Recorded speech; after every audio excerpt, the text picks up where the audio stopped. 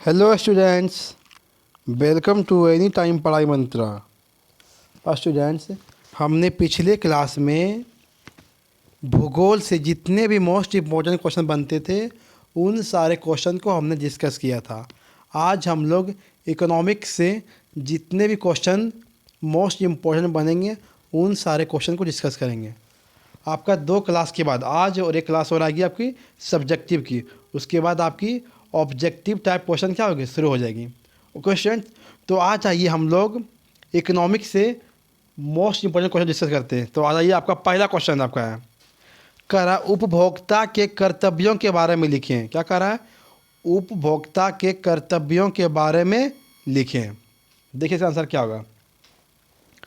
क्या देखिए, उपभोक्ता का कर्तव्य है कि जब कोई वस्तु खरीद रहा है तो उस वस्तु की किस्म, क्वालिटी, शुद्धता और गुणवत्ता क्या करें, जानकारी ले लें। उसे यह भी ध्यान रखना है कि दुकानदार नाप तोल में बेईमानी ना करें। यह पॉकेट बंद वस्तु है तो उसकी निर्माण तिथि, एक्सपायरी तिथि तथा उस पर अंकित मूल्य जो लिखा है उसे देख लें। मूल्य अधिकतर रहता है, अतः उसमें कुछ भी छूट मिल सकती है। उपभोक्ता खरीदी वस्तु की क्या करें, रसीद अवश्य लें। वही कह रहा, देखिए उपभोक्ता मान लो आप क्या हो, उपभोक्ता जब भी कहीं गए, आप मान लो मॉल में गए तो आप जब भी कुछ खरीदते हो क्या आपको क्या मिलते हैं, उनके बिल मिलते हैं। इसी तरह कह रहा कि आप जहाँ भी जाते हो उसका रसीद अवश्य लो, ठीक है। छोटे में दुकान में जाओगे तो वहाँ पर आपको रसीद नहीं मिलते हैं, ठीक है। वही कह रहा है एक उपभोक्ता जो है कहीं भी जा, हर चीज़ क्या देखो आप, एक्सपायरी डेट देखो, ठीक है। उसके बाद देखो कोई मतलब तोलने में तो बेईमानी नहीं कर रहा है, 1 किलो की जगह 900 ग्राम नहीं तोल रहा है, मतलब उन सब सारी चीज़ों को देखना चाहिए क्या, एक उपभोक्ता को। ओके, आइए क्वेश्चन नेक्स्ट। कह रहा उपभोक्ता के कौन कौन से अधिकार हैं। देखिए बहुत ही मोस्ट इंपोर्टेंट क्वेश्चन आपका स्टूडेंट्स। कह रहा है उपभोक्ता के कौन कौन से अधिकार हैं, तो आपको एग्जाम में लिखना है डाउट नट। अगर स्टूडेंट्स कोई भी क्वेश्चन में फंस गए हो तो क्वेश्चन को क्रॉप करो, मात्र 5 सेकंड में सॉल्यूशन मिलेगा। चाहे वो क्वेश्चन सीबीएसई बोर्ड का हो, बिहार बोर्ड का हो, क्लास 6 से 12, NEET IT JEE mains and advance का क्वेश्चन हो, फिजिक्स का क्वेश्चन हो, केमिस्ट्री का क्वेश्चन हो, मैथ का, बायोलॉजी का, कोई का भी क्वेश्चन अगर नहीं बन रहा है तो क्वेश्चन को क्रॉप करो, मात्र 5 सेकंड में सॉल्यूशन मिलेगा। क्लास 9 से 12 हिंदी इंग्लिश दोनों मीडियम में डेली लाइव क्लास चल रहा है डाउटनट पर। डेली 3 करोड़ छात्र डाउटनट से तैयारी कर रहे हैं, तो आज ही डाउनलोड कीजिए डाउटनट ऐप, लिंक डिस्क्रिप्शन में दिया गया है। उपभोक्ता के प्रमुख अधिकार निम्नलिखित है, ठीक है। पहला अधिकार निम्नलिखित है, पहला पॉइंट इसमें क्या है, सुरक्षा का अधिकार। क्वेश्चन पॉइंट सेकंड, सूचना पाने का अधिकार। पॉइंट थर्ड, चुनाव या पसंद करने का अधिकार। पॉइंट फोर, सुनाई का अधिकार। पॉइंट फाइव, शिकायत निवारण या क्षतिपूर्ति का अधिकार। पॉइंट सिक्स, उपभोक्ता की शिक्षा का अधिकार। बस ये लिख देना, आपको आपका एग्ज़ाम मिल जाएंगे, एग्ज़ाम में नंबर मिल जाएंगे। इसी तरह आपको एग्ज़ाम में भी लिखने हैं स्टूडेंट्स। बस आप मेरे साथ लगे रहिए 10 से 15 मिनट के लिए, बस जब तक आपका एग्ज़ाम है, और उसके बाद आपके एग्ज़ाम में खुद आपका मार्क्स इंप्रूव करेगा। ओके स्टूडेंट्स, आइए आपको मैं क्वेश्चन नेक्स्ट कराता हूँ। कह रहा साख का क्या अर्थ है। क्या स्टूडेंट्स कह रहा है साख का क्या अर्थ है। ओके स्टूडेंट्स, आइए इस क्वेश्चन को हम डिटेल में डिस्कस करते हैं। जो स्टूडेंट्स ने अभी तक चैनल को सब्सक्राइब और लाइक शेयर नहीं किए हैं वो प्लीज़ लाइक सब्सक्राइब शेयर ज़रूर कर दें। आइए करते हैं डिस्कस, साख का क्या अर्थ है। आइए देखिए स्टूडेंट्स, साख का अर्थ है विश्वास या भरोसा। क्या है? विश्वास या भरोसा। साख की मात्रा विश्वास या भरोसा पर निर्भर करती है।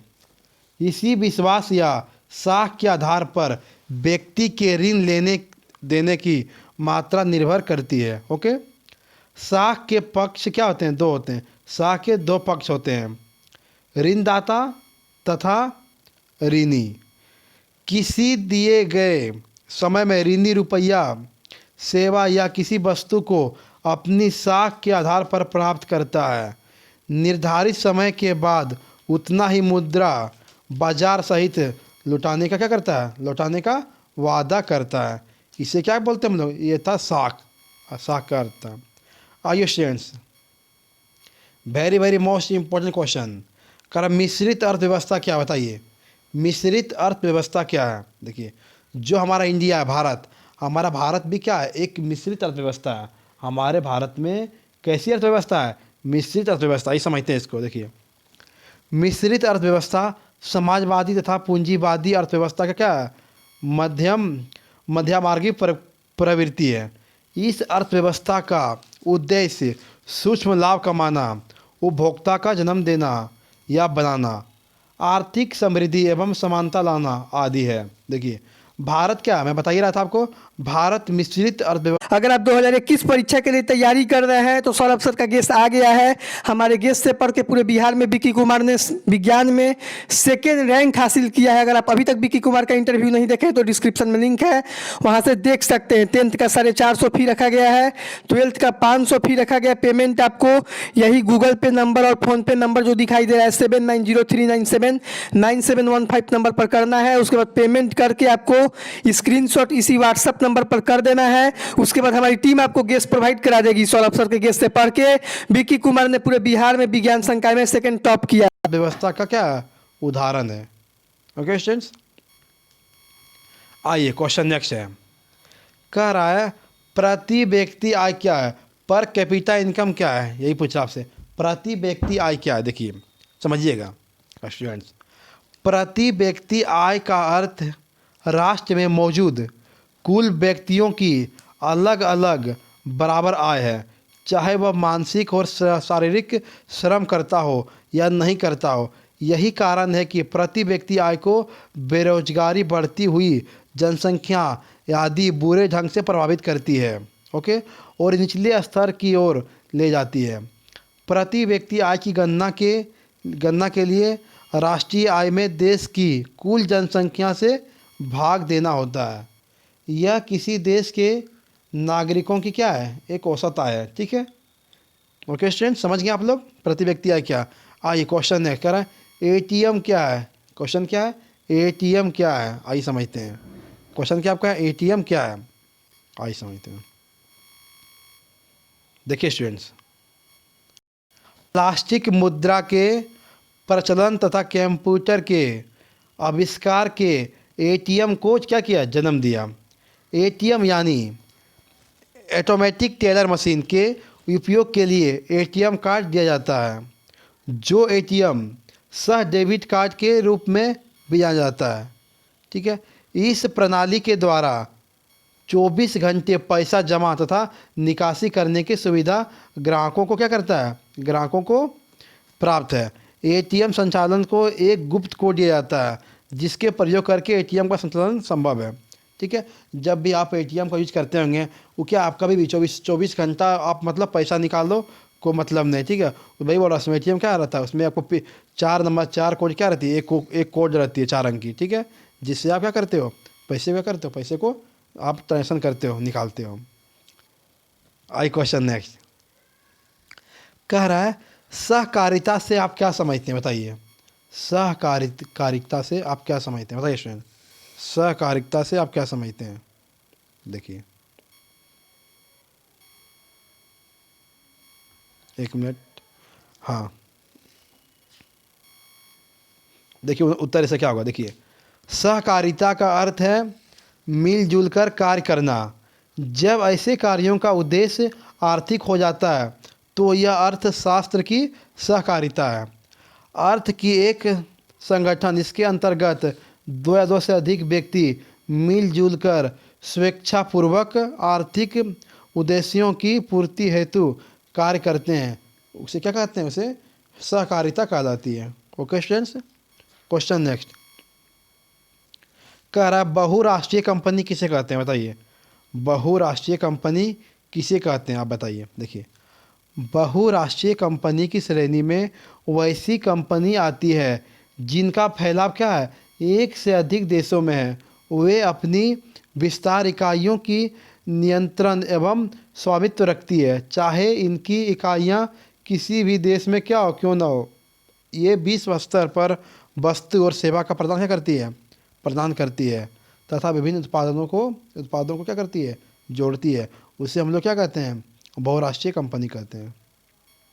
Question next student, very very important question कह रहा है भारत में वैश्वीकरण के पक्ष में तर्क दें। क्या कह रहा है, भारत के वैश्वीकरण के पक्ष में तर्क दें। देखिए, भारत में वैश्वीकरण के पक्ष में निम्नलिखित तर्क दिए जा सकते हैं।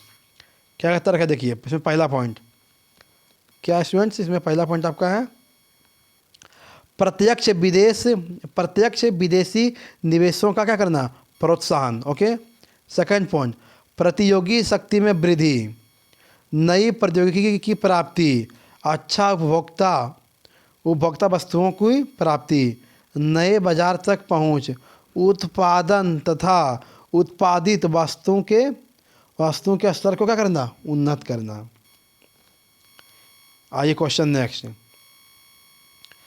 स्टूडेंट्स, अर्थव्यवस्था के विभिन्न प्रकारों को क्या करें, संक्षेप में वर्णन करें। आइए देखिए, अर्थव्यवस्था दो आधार पर वर्गीकृत की जाती है। पहला क्या है इसका, देखिए विकास के आधार पर। देखिए, विकास के आधार पर अर्थव्यवस्था दो प्रकार की होती है, एक विकसित अर्थव्यवस्था और दूसरा क्या था, विकासशील अर्थव्यवस्था। ओके। देखिए सेकेंड पॉइंट, स्वामित्व के आधार पर। देखिए, स्वामित्व के आधार पर अर्थव्यवस्था तीन प्रकार के होते हैं, पूंजीवादी अर्थव्यवस्था, समाजवादी अर्थव्यवस्था, मिश्रित अर्थव्यवस्था। ठीक है, ये थे आपके अर्थव्यवस्था का संक्षिप्त में वर्णन। ओके स्टूडेंट्स, तो मैंने आपको जितने भी क्वेश्चन बनते थे अर्थव्यवस्था से, उन सारे क्वेश्चन को मैंने अच्छे से आपको डिस्कस कराया, जितने भी क्वेश्चन आपके मोस्ट इंपॉर्टेंट थे। ठीक है, मैं अब आऊँगा क्लास नेक्स्ट, जब भी कल पढ़ाऊँगा तो आपको करवाऊँगा मैं पॉलिटिकल साइंस से जितने भी क्वेश्चन बनते हैं मोस्ट इंपॉर्टेंट। ठीक है स्टूडेंट, उसके बाद पॉलिटिकल साइंस के बाद मैं आपको सारे ऑब्जेक्टिव क्वेश्चन को क्या करूँगा, डिस्कस करूँगा। ठीक है स्टूडेंट्स, तब तक के लिए बाय बाय, टेक केयर। आप लोग चैनल को सब्सक्राइब, शेयर और लाइक करना न भूलें। ठीक है स्टूडेंट्स, मिलते हैं हम लोग नेक्स्ट क्लास में। Bye bye.